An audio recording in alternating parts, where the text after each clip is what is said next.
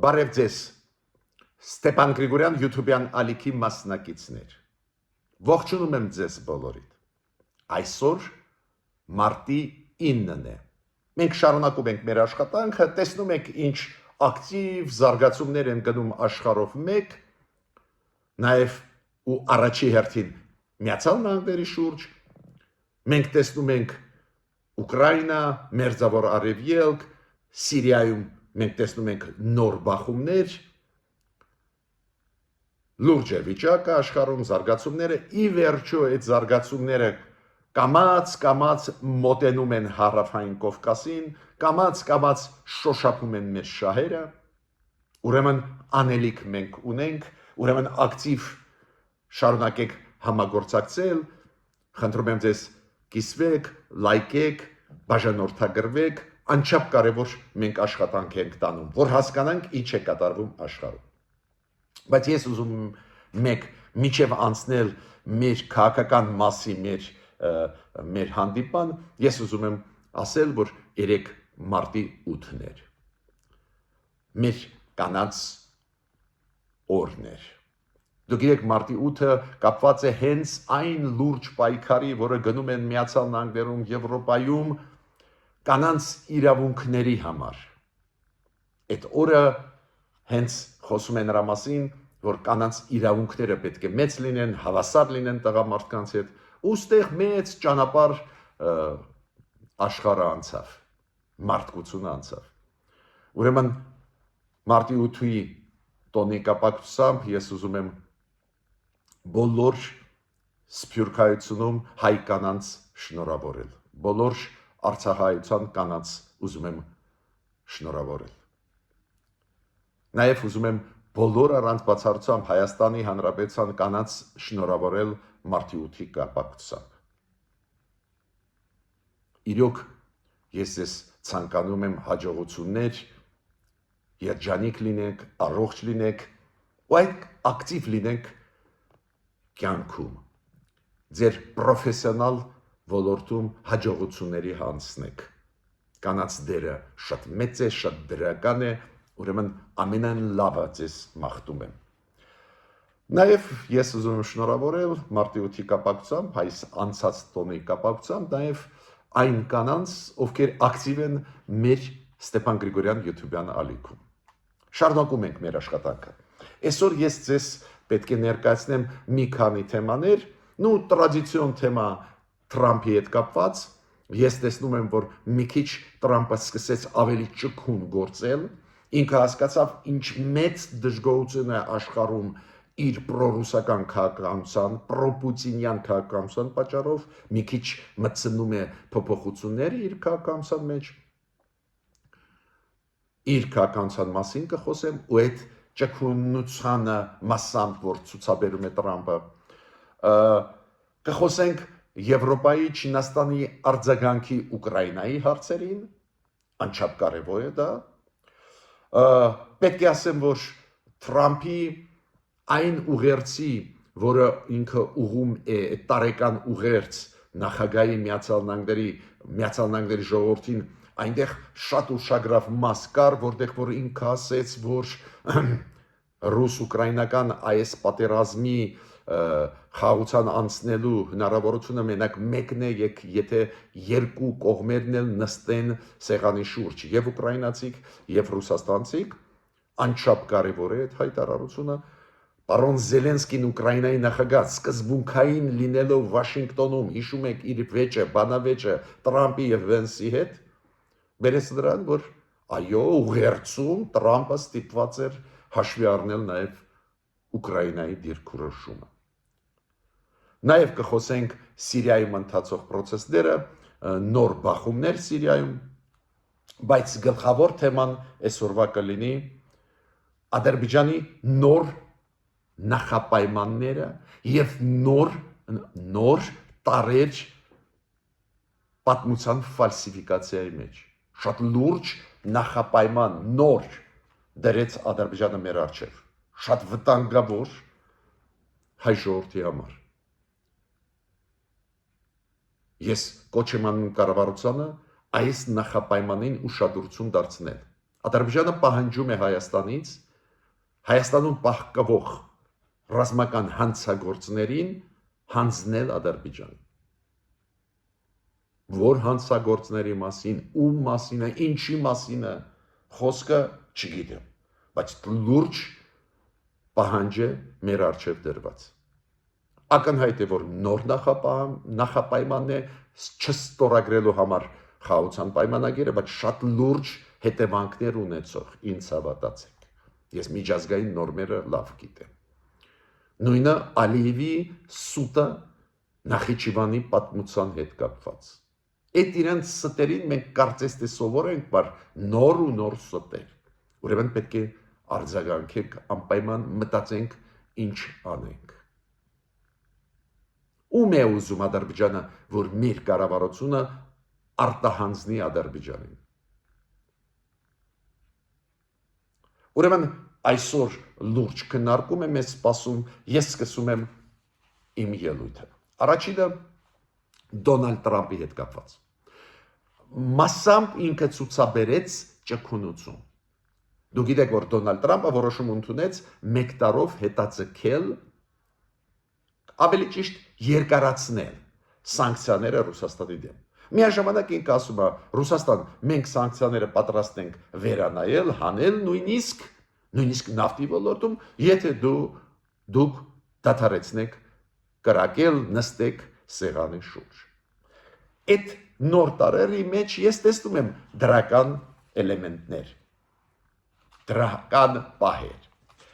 քանի որ Դոնալդ Տրամպը ակնհայտ է պրոպուտինյան գիծ բռնեց առաջի այդ շաբաթներին իր պաշտոնավարման, դա առաջացրեց եւ աշխարհում լուրջ դժգոհություն եւ Միացյալ Նահանգների ներսում։ Դոնալդ Տրամպը հասկացավ, որ այս ձևի շարունակել վտանգավոր է։ Ավելին Դոնալդ Տրամպը հասկացավ, որ Իլոն Մասկից իրոք շատերը դժգոհ են առաջի հերթին Միացյալ Նահանգների ներսում։ Դուք գիտեք Իլոն Մասկը, որը ստացավ այս լուրջ լծակ էֆեկտիվությունը ստուգելու տարբեր գործակալությունների կառավարության, Միացյալ Նահանգների կառավարության տարբեր մասնաճյուղերի, գործակալությունների, մասերի էֆեկտիվությունը չարաշահում է։ Փակում է ինչ-որ գործակալություններ, ինչ-որ մասեր կառավարության պարալիզացնում է իր որոշումներով, իր ճնշումով Իլոն Մասկը, ու դա առաջացնում է լուրջ դժգոհություն Ամերիկայի էլիտայի ներսում, բայց ամենակարևորը իրոք պարալիզացնում է տարբեր ինստիտուտների աշխատանքը, նաև հատուկ ծառայությունների ինստիտուտների առաջարկ։ Ու Դոնալդ Տրամպը հավաքեց իր թիմը պաշտոնյաներին, ամենաբարձր պաշտոնյաներին ու ասեց, որ դուք եք պատասխանատու ձեր աշխատանքի համար։ Իլոն Մասկը չէ, որ պետք է ձեզ հուշի ինչ պետք է անեք։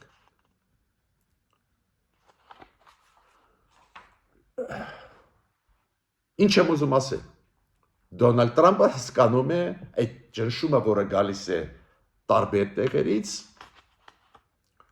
իր վրա եւ դրսից ներսից հասկանում է, որ չափը անցել է ինքը ու Իլոն Մասկը։ Դա է պատճառը, որ ինքը մի քիչ ավելի ճկուն է իրան պահում։ Հիմա հետևանքները իր սխալները գիտեք որներ։ Եթե նախկինում, երբ որ ամերիկացիք ու Դոնալդ Տրամպը կոչ էր անում Իրանին զենք միջուկային չստեղծել, կոչ էին անում կոնստրուկտիվ լինել, Իրանը կամ թեթև էր պատասխանում, կամ ընդհանրապես չէր պատասխանում, այս անգամ Իրանը պատասխանեց։ Դոնալդ Տրամպը ասեց, որ ինքը պատրաստ է Այաթոլլահ Խոմեյնիի հոգևոր առաջնորդի Իրանի հանդիպել, Իրանի հոգևոր առաջնորդը ասեց, որ բռնակալ պետության հետ ես չեմ հանդիպի։ Դուք չեք ուզում հանդիպել լուծելու համար հարցերը, խաղաղություն բերելու տարածաշրջան։ Դուք ուզում եք ձեր ուզածը փաթաթել մեր վզի։ Ձեր դոմինանտը, ձեր ուզածը ուզում եք առաջ տանել ուժով, սպառնալիքներով։ Բռնակալ պետություն ինքը անվանեց Միացյալ Նահանգներին։ Դա արդյունք է նաև դրան, որ Դոնալդ Տրամպը աչ ու ձախ ինչ-որ բաներ է ասում, նեղացնում է այլ պետություններին, տրամադրում է Ամերիկայի դեմ, նույն Դանիային, Գրենլանդիայի պատճառով, նույն Պանամայի ջրանցքի պատճառով, նույն Կանադային, Մեքսիկային, Չինաստանին, մաքսատուրքերը բարձրացնելու պատճառով, բարձա Իրանը հանգիստ կարող է մերժել Տրամպին։ Հիմա Լոնդոնյան գագաթնաժողովի մասին մենք խոսացել ենք մի քանի օր առաջ, մի մասը արդյունքների, բայց Լոնդոնյան գագաթնաժողովում նաև ընդունվեց հայտարարություն, Լոնդոնյան գագաթնաժողովում նաև էլի որոշումներ ընդունվեցին դրական Ուկրաինայի հետ կապված, օրինակ Անտոնիո Կոշտուն նախագահ Եվրոմիության հայտարարեց, որ հերթական 15 միլիարդ եվրո օգնություն կտրվի մոտ ժամանակներս Ուկրաինայի։ Այն քաղաքական իօգուտ Ուկրաինայի ասածը ինքը կրկնեց, որ Եվրոմիությունը միջև վերջ կկանգնեն կողքը Եվրոմիության, բայց շատ կոնկրետ որոշման մասին ասեց Լոնդոնում, որ հերթական 15 միլիարդ եվրոյի աջակցություն կստանա Ուկրաինա։ Շատ կարևոր որոշում ընդունվեց Լոնդոնում կապված հայտարարության հետ, որ արվեց հայտարարություն այն եվրոպական պետությունները, որոնք այնտեղ մասնակցել են, նաև Կանադան, ընդհանուր որոշում հայտարարություն ընդունվեց, նաև Մեծ Բրիտանիան, նաև Կանադա, որոշում ընդունվեց, որ գլխավոր հայտարարություն, որ գլխավոր վտանգը այսօր, որը կա Եվրոպայի առջև, գալիս է Ռուսաստանից եւ Բելարուսից։ Ու դուք կարող եք ասել, լավ, հասկացանք Մեծ Բրիտանիա, Կանադա, մեծ մասը եվրոպական երկրների, ովքեր մասնակցել են, բայց մենք կարող ենք ասել, որ Եվրոմիությունն էլ միացավ, քանի որ հայտնի է, որ Հունգարիան, մասամբ Սլովակիայի վարչապետ Ֆիցոն, Հունգարիայի վարչապետ Օրբանը ունեն միշտ վերապահումներ ու հաճախ չեն քվեարկում կամ դեմ են քվեարկում։ Ոչ այս անգամ եւ Վենգրիան, Հունգարիան եւ Սլովակիան կողմ քվեարկեցին այդ բանաձևի այս հայտարարությանը, որ գլխավոր վտանգը այսօր Եվրոպային գալիս է Ռուսաստանից եւ Բելարուսից։ Իտալիայի այսօրվա վարչապետը Ջորջա Մելոնին շատ հետաքրքիր դեմք է։ Դուք գիտեք, Իտալիան միշտ քվեարկում էր օգուտ Եվրոմիության բանաձևերի Ռուսաստանի դեմ, բայց առաջի պլանում չէր։ Էլիտան ունի կապեր Ռուսաստանի հետ, դա էր պատճառը, որ Իտալիան միշտ ակտիվ չէր այդ հակառուսական այդ process-ների, հակազդող Ռուսաստանի ագրեսիայի քայլերի, բայց այս անգամ վարչապետը Իտալիայի այս վարչապետը Ջորջա Մելոնին շատ կտրուկ քայլերի է գնում ու այդ շատ կարևոր է Եվրոմիության համախմբման համար։ Ինքը ասեց, որ ոչ միայն պետք է աջակցել Ուկրաինային, ոչ միայն պետք է ագրեսիան դատապարտել եւ այլ, ինքը ասեց, որ այն 5-րդ հոդվածը ՆԱՏՕ-ի, հիշում եք 5-րդ հոդվածը ՆԱՏՕ-ի կանոնադրության, որի համաձայն կոլեկտիվ պետք է աջակցել այն երկրի, որի վրա հարձակվել են, տարածվում է պարզը ՆԱՏՕ անդամ պետություններին, բայց ինքը ասում է պետք է տարածենք նաև Ուկրաինայի վրա։ Դες այդ հոդվածը կանոնադրության համաձայն կարելի է տարածել նաև գործընկեր պետությունների վրա, անչափ կարևոր առաջարկ է։ Ես պետք է ասեմ, որ Ուկրաինան առաջի անգամը երեք օգտագործեց միրաժները, այդ կործանիչները Ֆրանսիայի եւ F-16-երը, ամերիկյան կործանիչները, երբ որ Ռուսաստանը օդային հարձակում արեց Ուկրաինայի վրա, գիտեք, օդում մեծ առավելություն Ռուսաստանը ունի, բայց այն օգնությունը, որը տվեց Միացյալ Նահանգները եւ Եվրոպան, հիմա մի քիչ փոխում է իրավիճակը։ Ու միրաժները եւ F-16-երը Ֆրանսիայի եւ Ամերիկայի այդ կործանիչները օգնեցին Ուկրաինային հետ շպրտել ռուսական ավիացիա։ Չինաստանը դուք գիտեք, Ուկրաինայի հարցով միշտ ասում է, որ խաղաղ ճանապարհով պետք է լուծվի, բանակցությունների միջոցով, Եվրոմիությունը դրա մեջ պետք է լինի, անչափ կարևոր հայտարարություններ են։ Բացի դրանից, Չինաստանը ինչ է ասում։ Միացյալ Նահանգներ, այդ որ դուք մաքսատուրքերը բարձրացրեցիք, չեք մտածում, որ մենք հիմա կպատասխանենք ու 100%-ով կպատասխանենք, դա ասեց երեք արտգործնախարարը Չինաստանի։ Դա ուղղակի կբերի նրան, որ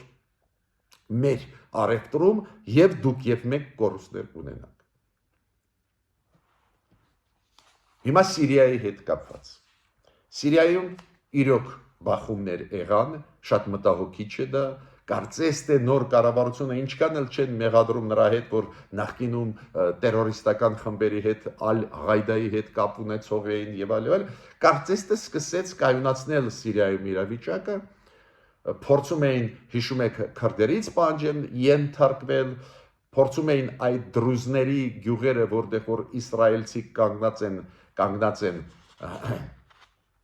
հոլանդների բարձունքներում, այնտեղ փորձում էին վերահսկողություն վերցնել, պարզ է չէր ստացվում, բայց կարծես թե մի քիչ այս խմբավորումները ճիշտ սկսեցին պայել, չսրել վիճակը, բայց ափսոս այս վերջի 2 օրը լուրջ բախումներ էին Լատակիայում եւ Տարտուսում, որտեղ ռուսական այդ ռազմաբազաներն են, ու այնտեղ այդ ռեգիոններում շատ են ապրում ալավիները, կողմնակիցները Բաշար Ասադի, ու իրանք ինչ-որ հարցեր բարձրացրեցին, պատասխանը եղավ բավական կոշտ, ռազմական գործողություններ, լայնամասշտաբ, մեծ թվով զոհեր, ցավում եմ, նույնիսկ Իսրայելը արձագանքեց, պարզը Իսրայելը չի ուզում Հոլանդի բարձունքներից հետ դուրս գալ, պարզը այդ ստրատեգիկ կարևորագույն կետեր են, Սիրիայի նոր կառավարությունը պահանջում էր, որ Իսրայելը դուրս գա, Իսրայելը օգտվեց այդ սխալից ու հայտարարություն արեց, որ ոչ մի չափավոր խմբավորումներ չեն, տերորիստական խմբավորումներ են, Դամասկում սում նստած իրանք ալավիներին ուղակի կոտորեցին ու իրոք այնտեղ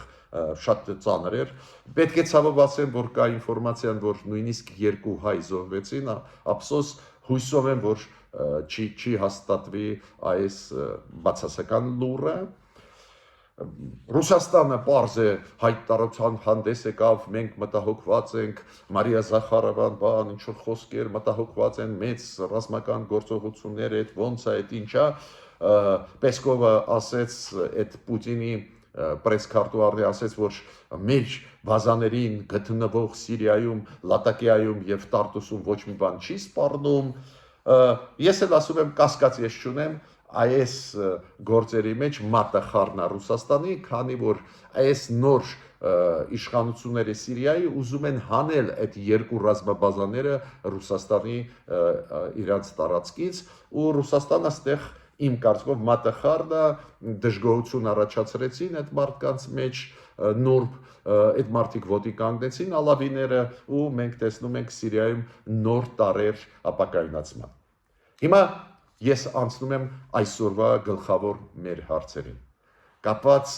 նոր նախապայմանի Ադրբեջանի եւ նոր ֆալսիֆիկացիոն կոնցեպտի Ադրբեջանի, որը առաջ է բերում, պետք է հասկանանք ինչի հետ է դա կապված։ Միջև այդ ես խնդրում եմ ձեզ բաժանորդագրվել, կիսվել, օգնել մեր YouTube-յան ալիքին։ Գիտեք, մենք ապրում ենք շատ ծանր ժամանակահատված։ Բայց ես ձեզ պետք է ասեմ, որ ամբողջ աշխարհը ապրում է ծանր ժամանակահատված։ Նայեք, նույնիսկ պետությունները, որոնք մենք համարում ենք բարգավաճ, հանգիստ պետություններ, Կանադայի տիպի պետություններ, Դանիայի տիպի պետություններ, տեսեք, իրենց առջև դրվում են հարցեր բավական բարդ։ Դանիայից Ամերիկան ուզում է խլի Գրենլանդիան։ Կանադայի դեմ սանկցիաներ կիրառեցին առևտրի ոլորտում, ինչը նշանակում բարձրացնել մաքսատուրքերը, ոնց որ սանկցիա լինի, բայց ինչի, փայլուն երկրներ են, դաշնակից են Ամերիկայի, բայց տեսեք, նույնիսկ զարգացած երկրները, լավ ապրող երկրները իրենց առջև կանգնում են հարցեր։ Ուրեմն մենք պետք է հասկանանք, որ այդ մարտահրավերների առջև մենք միայնակ չենք, այդ մարտահրավերները առաջանում են այլ երկրների շուրջ, ու եթե մենք ճիշտ աշխատենք, մենք միայնակ չենք լինի։ Օրինակ, Եվրոպայի պետությունների հետ միասին, նույն Միացյալ Նահանգների հետ միասին կհաղթահարենք այդ մարտահրավերները։ Բայց պետք է մտածենք դրա մասին, հասկանանք, որ դա մարտահրավեր է։ Օրինակ, Հայաստանի Հանրապետական կուսակցությունը, Սերժ Սարգսյանի կուսակցությունը, ասենք Իրանց կարկառու դեպքերից մեկը ինտերվյուների ժամանակ, այս վերջի ժամանակ հայտարարություն է անում, որ այն պրո-արևմտյան մարդիկ, ֆանատները արևմուտքի, ասում են, որ Եվրոպան կգա ու մեզ կփրկի։ Դա սուտ է, դա դատակ խոսքեր են։ Ես չեմ համարում դա պատահական ու չեմ համարում ճիշտ չպատասխանել։ Անպայման այս ձևի բաներին պետք է պատասխանել։ Ուրեմն Հայաստանում, հայ-ադրբեջանական սահմաններում դիտորդական առաքելություն անց է կացում Եվրոմիության դիտորդները։ Երրորդ տարին սկսվեց, որ իրանք դիտորդական առաքելություն տանում են։ Այս առաջին 2 տարի, որ իրանք դիտորդական առաքելություն տանում են, ոչ մի հայ զինվոր չի զոհվել Ադրբեջանի կռակոցներից։ Դուք հիշում եք անցած տարի փետրվարին 4 զինվոր զոհվեցին, այնտեղ որտեղ որ ներքին հանդում կանգնած էին ռուս սահմանապաններ։ Ուրեմն որտեղ որ մոնիտորինգ անում են եվրոպացիք, 2 տարում ոչ մի զոհ մենք չտվեցինք։ Ադրբեջանը չհամարձակվեց կրակել։ Ու ասել, որ դա դատակ խոսքեր են, որ Եվրոմիությունը չի պաշտպանում մեր անվտանգությունը, մեղմ ասած, ուրիշ բարեր չեմ ասի, մեղմ ասած չի համապատասխանում իրականության։ Կամ ասել, որ դուրս գալ հապկից դա սխալ է։ Չհասկացա։ Հապկից պետք է դուրս գալ, ոչ թե ես եմ ուզում, որ դուրս գանք։ Հապկից պետք է դուրս գալ, քանի որ հապկը չի ճանաչում մեր տարածքային ամբողջականությունը։ Հասկանում եք հանրապետականներ։ Դες հապկից պետք է դուրս գալ, ոչ թե հաջույք եմ ես ստանում, որ հապկից պետք է դուրս գանք։ Այլ դրա պատճառով, որ մեր տարածքային ամբողջականությունը հապկը չի ճանաչում։ Հապկը օֆիցիալ է ասում, այն որ մտան 6 կիլոմետր հասան ադրբեջանցիք ջերմուկ 6 կիլոմետր խորությամբ մտան մեր տարածք։ Հապկը ասում է դա միջսահմանային բախումներ են։ Ուրեմն հապկից դուրս գալը անհրաժեշտ է ոչ թե դրա պատճառով, որ Ստեփան Գրիգորյանը ուզում է, որ մենք դուրս գանք, կամ մյուս ինչ որ փորձագետ ուզում է, այլ այն պատճառով, որ հապկը չի ճանաչում հայ ժողովրդի տարածքային ամբողջականությունը։ Կամ այդ նախկինները շատ են սիրում ասել, որ Հայաստանի կառավարությունը Ուկրաինային աջակցում է, Ուկրաինան մեր դեմ էր միշտ եւ այլ եւ այլ։ Ինչով է աջակցում Հայաստանի կառավարությունը Ուկրաինային։ Վերջի ՄԱԿ-ի քվեարկության ժամանակ Հայաստանը ձեռնպահ էր։ Այն ՄԱԿ-ի գլխավոր ասամբլեայի քվեարկությունը մի 10 օր առաջ էր, որտեղ հիշում եք, որտեղ որ Ուկրաինա եվրոպական բանաձև կա եւ Ամերիկա եվրոպական բանաձև կա։ Երկու բանաձևերը անցել են, այն որ Ուկրաինա եվրոպական բանաձևն էր, մեր կառավարությունը ձեռնպահ էր։ Դες իօկուտ չէր։ Ես կողմնակից էի, որ մերոնք իօկուտ Ուկրաինայի բանաձևի, բայց մերոնք զգուշավոր էին, ձեռնպահ էին։ Ուրեմն չի սուտ ասում մեր հասարակությանը։ Կամ հապկը անընդհատ գլխացավանք է մեզ համար։ Ես Սարեցվան կողմ եմ, որ սարեցրեցինք մեր մասնակցությունը հապկում, բայց ես համարում եմ, որ պետք է դուրս գանք։ Նորից այն Ռուսաստանի փոխարտգործնախարարը, որը հապկի հարցով է զբաղվում, հայտարարություն արեց, որ Հայաստանը երկրորդ տարի է, որ չի մուծում հապկի անդամավճարները, ու այո, դա կարող է լինել արիդ Հայաստանին հանել հապկից։ Դες քիչ է որ հապկը չի ճանաչում մեր տարածքային ամբողջականությունը, գումարած ուզում են մեզ նսեմացնել, մեզ անպատվել այդ քայլով։ Գիտեք, միջև անցնելը գլխավոր այսօրվա հարցին։ Այս ինչ մեսիջները Ադրբեջանը մեզ ուղարկում, այս ինչ նոր նախապայմաններն են։ Ես պետք է ասեմ, որ շատ շնորհակալ եմ, որ դուք արձագանքում եք շատ adekvat։ Օրինակ, Անջելա Հոբոսյանը, ինքը ասում է, ինչու մեր պատմաբանները լռում են։ Քանի որ Նախիջևանի հետ կապված փաստերը ակնհայտ են ու կա այդ ամեն ինչը։ Ինքը նայեք արձագանքեց շատ adekvat մեկ հարցի։ Երբ որ Ալիևը 3 օր առաջ Նախիջևանի հետ կապված նոր ստեր փչեց։ Նախիջևանը ստեղծված էր Ադրբեջանի կազմում Լեռնային Ղարաբաղի ինքնավար մարզը եւ Նախիջևանի Հանրապետությունը ստեղծված էին Ադրբեջանի կազմում որպես երկու հայկական ավտոնոմիաներ, հանրապետություն եւ ինքնավարություն, հայկական։ Հիմա Ալիևը ասում է, չէ, այս մեր պատմական հողերն են։ Ու աղավաղում է նույնիսկ ստեղ, կարծես այստեղ հարցել չկա, իրանք ամբողջությամբ հանեցին վաղուց է հայերին, Նախիջևանից ինչ խնդիր կա, բայց նույնիսկ շարունակում է ու նայեք մարդիկ արձագանքում է։ Աննան Ավադեսյանը ասում է, ես չեմ հասկանում, այս ստերին, դեզինֆորմացիան մենք չենք կարող գրագետ պատասխանել։ Իրոք ես շատ զարմացած եմ, որ պատմաբանները չեն արձագանքում մեր։ Ես հիշում եմ 1988 թիվը, երբ որ շարժումը սկսվեց, եւ Գիտության ակադեմիա, եւ ինստիտուտները, պատմության ինստիտուտը եւ Վիկտոր Համբարձումյանի մասշտաբի մարդիկ, մեր հայտնի պատմաբանները, ակադեմիկոսները նամակներով, հայտարարություններով հանդես են գալիս, մանրամասն Լեռնային Ղարաբաղի պատմությունից պատմում էին, ներկայացնում էին պատմությունը, որ մենք օբյեկտիվ ինֆորմացիայով զինված լինենք։ Աննա Մարտիրոսյանը, Լոս Անջելես, Կարինա Կարան, Ամերիկայից, Լյուբան, Արթուր Ավակյանը, Ֆրանսիայից, Աննա Գենջոյանը, Աթենքից, Հունաստանից, մարդիկ ողջունում են մեր աշխատանքը, միաժամանակ այդ հարցերը, բոլոր հարցերը բարձրացնում են, որ մենք պետք է պատասխանենք, մենք պետք է ակտիվ լինենք,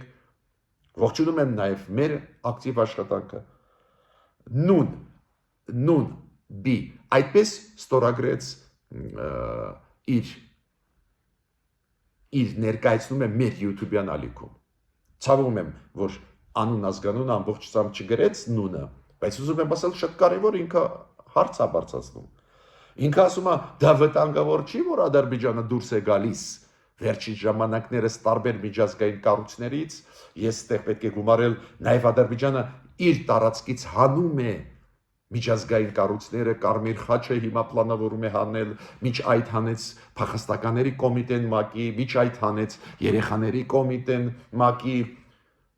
USAID-ին հանեց, հիշում եք տարբեր եվրոպական ֆոնդեր հանեցին, ու դրա մասին պետք է մեր կառավարությունը իմանա, ինչ է նշանակում, որ հանում են Կարմիր խաչը Բաքվից։ Ադրբեջանի դա ավտոմատ նշանակում է, որ մեր գերիները գտնվող այնտեղ իրենց կյանքին վտանգ է սպառնում։ Այլ մեխանիզմներ պետք է մտածենք։ Դուք գիտեք, կոնսուլատները, հյուպատոսությունները տարբեր երկրների կարող են պահանջել հանդիպում հայ գերիների հետ։ Եթե Կարմիր խաչը Ալիևը ի վերջո հանի, ինքը որոշում ընդունեց, որ հանում է։ Կամ դուք գիտեք, խոշտանգումների դեմ կոմիտեներ կան եւ Եվրոխորհրդում եւ ՄԱԿ-ում, իրանք հնարավորություն ունեն, բայց միտքս իջում է, ես ձեզ շատ շնորհակալ եմ, որ դուք հասկանում եք ու այդ հարցերը մեր առջև բարձրացնում եք, քանի որ մեր գերիները գտնվող Ադրբեջանում իրանք կյանքին վտանգ է, դες եթե նույնիսկ Կարմիր խաչը դուրս գա ու հնարավորություն չունենա, ասենք տարին 1-2 անգամ գնալ, այս ինչ կլինի այս մարդկանց մեր գերիների հետ գտնվող Ադրբեջանում։ Ու հիմա անցնում եմ գլխավոր հարցին այսօրվա։ Ուրեմն Խիկմետ Գաջիևը, դուք գիտեք, ինքը արտաքին հարաբերություններով Ալիևի գլխավոր դեմքերից է։ Ալիևի ադմինիստրացիայի, Իլհամ Ալիևի ադմինիստրացիայի մեջ ինքը պատասխանում է արտաքին հարաբերությունների հարցերին։ Խիկմետ Գաջիևը հայտարարությունով հանդես եկավ ու ասաց, որ Հայաստանը չպետք է մեր դատարանների դեմ անցկացնի պրոպագանդա։ Չհասկացա ինչ պրոպագանդա, երբ որ մենք վիզուալ էլ տեսնում ենք, որ իրանց դատարանները, իրանց այդ բանտերում ահաբեկում են հայերին, Եվ հոգեբանական ճնշում են գործադրում, եւ բանտերում ֆիզիկական բռնություններ են կիրառում, դա վիզուալ երևում է։ Բայց ինքը ասում է, չէ, դուք չպետք է ռոպագանդա տանեք Բաքվի դատարանների դեմ, ավելի լավ է դուք համագործակցեք Ադրբեջանի հետ վերականգնելու համար արդարությունը։ Ու ինչ ինքը դրա տակ ունի։ Իր մտքում ինչ է դա։ Եթե Հայաստանը ուզում է խաղաղության գնալը, ինքը պետք է ցույց տա, որ ինքը պատրաստ է հանձնել Ադրբեջանին այն հայերին, այն մարդկանց, ովքեր կատարել են ռազմական հանցագործություն Ադրբեջանի դեմ ուղղված։ Ու ինքը զգուշացրեց, որ Հայաստանը թող չմտածի, որ այն հանցագործությունները, որ կատարվել են, որ Ադրբեջանը կմոռանա։ Պատկերացնում եք, մենք պետք է տայինք միջազգային քրեական դատարան այն հանցագործությունների, որոնք կատարել է Ադրբեջանը, Ադրբեջանի իշխանությունները Լեռնային Ղարաբաղի հայերի դեմ, այն հանցագործությունները, որոնք կատարվել են մեր բանակի մասնակիցների դեմ, մեր զինվորների դեմ 2022 թվականի հիշում եք սեպտեմբերին, երբ որ այնտեղ մի քանի զինվորին, նաև կանանց զինվորներին դաժանաբար իրանք վերաբերվեցին, դաժանաբար սպանեցին, փոխանակ մեկ իրանք են մեզ ասում, որ մենք ենք ռազմական հանցագործություն կատարում։ Շատ լուրջ նոր տարր է մեր հարաբերությունների մեջ Ադրբեջանի հետ, չեղած հարաբերությունների մեջ։ Ոչ թե Ադրբեջանը բերում է, թարմացնում է, վերաթարմացնում է նախկին նախապայմանները։ Օրինակ պարբերաբար Ադրբեջանը մեզ ասում է, չմոռանաք, Յակայի Մինսկի խմբից պետք է հրաժարվեք։ Դա գիտեք, այդ խաղաղության պայմանագրի նախագծում չկա, բայց բերում են առաջ։ Կամ այդպես կոչված Զանգեզուրի միջանցք, պետք է բացեք։ Այդ նախապայմանները չեն մտնում խաղաղության պայմանագրի մեջ, բայց անընդհատ վերաթարմացվում են։ Երկու նախապայման դուք գիտեք կան հենց խաղաղության պայմանագրում։ Այդ երկու նախապայմանը հայտնի են, որ հիշում եք, որ Հայաստանը պետք է հետ կանչի իր հայտերը միջազգային դատարաններից